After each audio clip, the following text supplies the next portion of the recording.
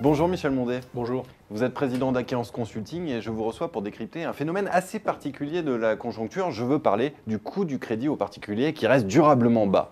Alors première question, comment l'expliquez-vous? Comme souvent, l'explication est à la fois simple et complexe. C'est simple parce que l'argent est comme toute matière première. Quand le coût de l'argent est bas, alors le taux de crédit est bas. Le coût de l'argent, c'est le taux directeur de la Banque Centrale Européenne. Il est de 0,05% aujourd'hui.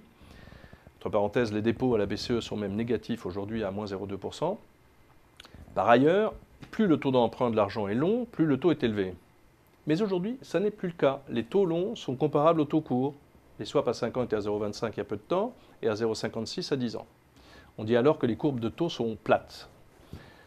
Et c'est complexe parce que le prix de revient de l'argent pour une banque est aussi compliqué que pour une industrie. Il faut ajouter au coût de l'argent le coût du risque de taux, le coût du risque de liquidité, le coût du risque de contrepartie, etc. et le coût de gestion du crédit lui-même. Les taux de crédit sont donc très bas aujourd'hui, essentiellement parce que le coût de l'argent est très bas à court terme comme à long terme.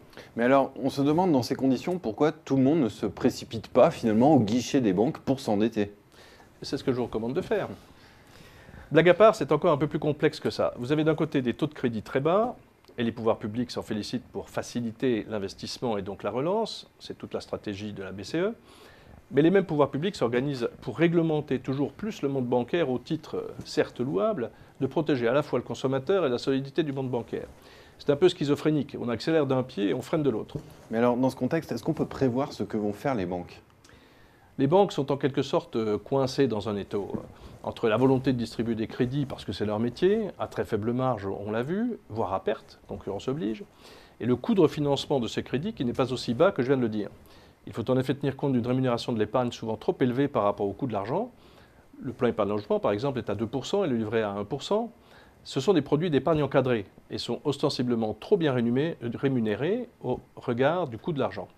Politiquement, c'est bien pour les épargnants. Financièrement, c'est un contresens pour les banques.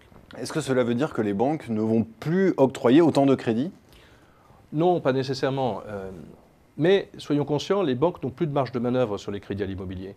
D'une part, on vient de le voir, le coût de refinancement est finalement trop cher par rapport au taux de crédit octroyé pour permettre de couvrir tous les coûts du risque que nous avons vu. D'autre part, il y a encore quelques mois, le fait de ne pas avoir de courbe plate, j'en ai parlé il y a quelques minutes, permettait d'arbitrer la durée de refinancement et de dégager une marge dite financière qui pouvait, le cas échéant, permettre d'améliorer le taux au crédit immobilier octroyé aux clients. Et ça n'est plus le cas aujourd'hui. Alors, il faut en conclure que les taux de crédit à l'immobilier vont nécessairement remonter? C'est une des options, effectivement. À quel horizon, on ne sait pas, mais on peut aussi envisager un autre scénario, un maintien des taux aussi bas, avec une demande qui reste faible, des encours de crédit dans le bilan des banques qui se réduisent parfois. On a les conditions pour que beaucoup de banques envisagent de pousser les feux sur les crédits pour mieux mutualiser leurs coûts de refinancement, cher et moins cher. Le volume fera baisser le taux de refinancement moyen et permettra donc ainsi de maintenir un volume de crédit à des taux bas. Eh bien, merci Michel Mondet pour ce décryptage. Merci. Merci à vous.